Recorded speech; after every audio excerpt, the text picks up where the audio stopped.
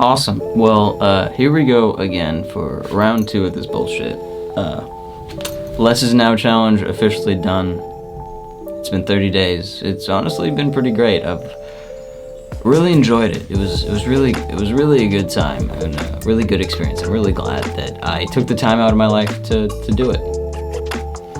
So just to recap about what this was, a few years ago I watched a documentary called Minimalism, a documentary about the important things in it. Completely and utterly profoundly changed my life. You'll know this if you watched the first video, but just to recap.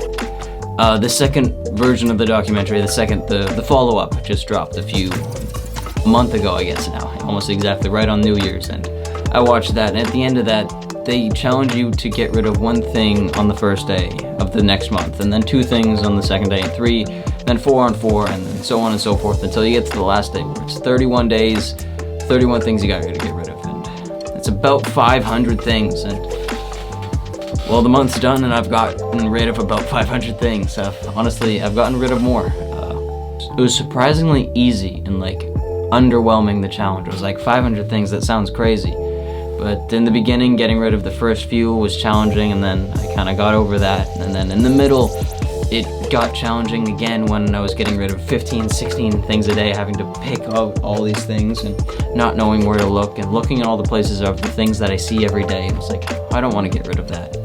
But then after I got past the middle bit with the 15, 16 things a day, and it was just smooth sailing straight until the end, till 31, which I just finished today. Got rid of my last few things, and it feels amazing, honestly. And it just got easier and easier, and I don't plan to stop.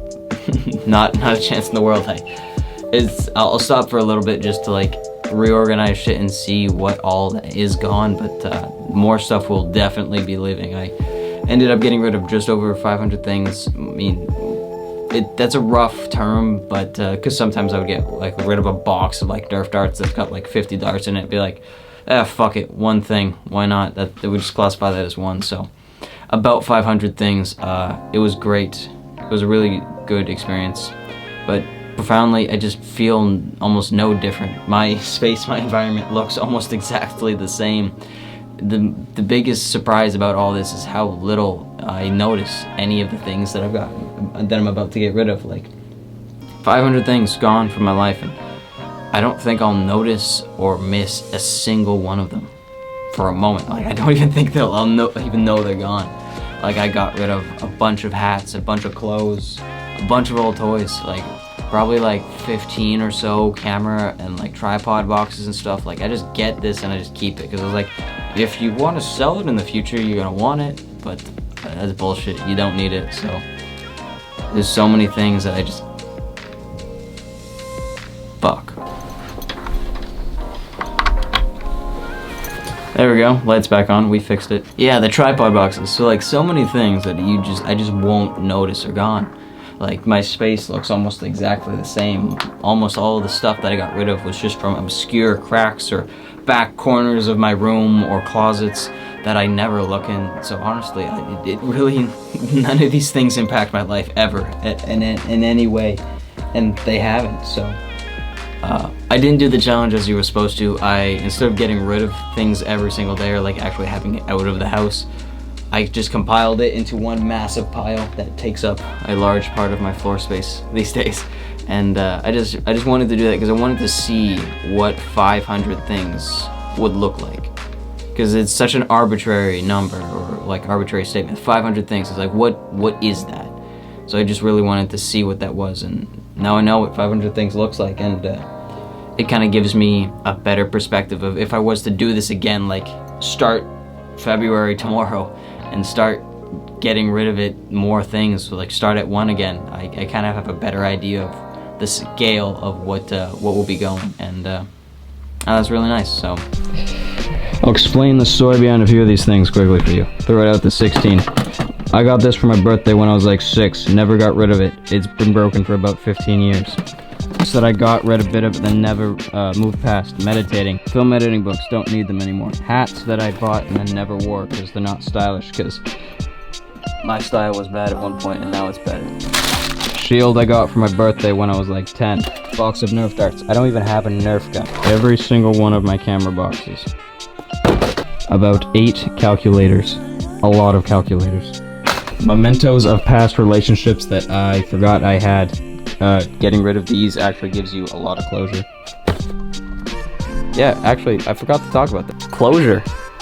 So much closure. Like, getting rid of shit like this from old relationships that were like so long past that just, I don't know, just got buried under everything else that you never really got rid of. And getting rid of all that stuff brings a lot of closure I didn't think I needed or wanted, or wasn't even aware of it was like a thing. But like, getting rid of that stuff was like, it just resolves a lot of everything. Just makes you feel more at peace with everything that's transpired in your life. Even getting rid of like old toys like this just makes you more at peace of where you are today. And it doesn't make you miss your childhood more because you're getting rid of pieces of your childhood. It makes you more at peace with where your childhood lays in your past and like where you are now. At least that's how I found it to be. The less stuff you hang on to from the past, it makes it easier to be more present with who you are today, which is pretty sick. It's a lot. So yeah, now I got some more space to do more shit. Clothing goes first. These are I'm sorry, I'm going back my word, but these are staying. So we're gonna get rid of all the cardboard and just garbage stuff.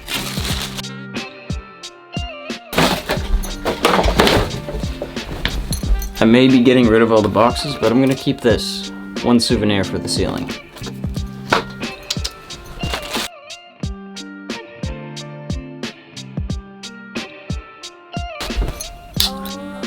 I guess just wrap up into some final thoughts, like, do it. Just fucking do it. There's literally no reason not to. I implore you to challenge yourself and do it. I mean, not even challenge yourself. It's not even a challenge. It's just do it. It's really super simple. It's really a very easy task. I would love to challenge the rest of my family to do this now that I kind of did this in secret and have this big storage pile stuck up in my room that no one knows about.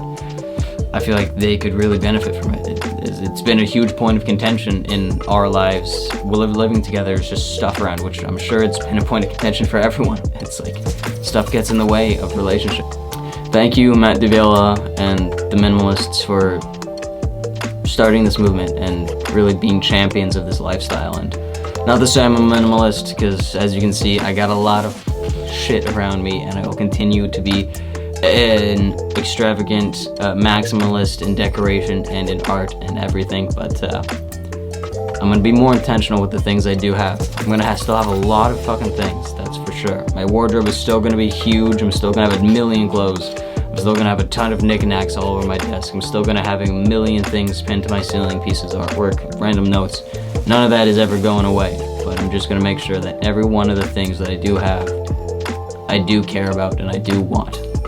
Doesn't matter how many things I have, but as long as I want those things, I do appreciate them being there.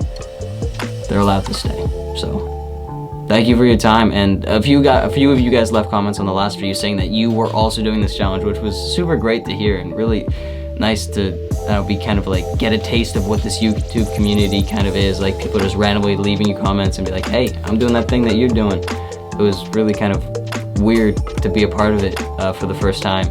And so if you were watching this again after watching the first one, please, and you did it, let me know how yours did. Were you struggling at points?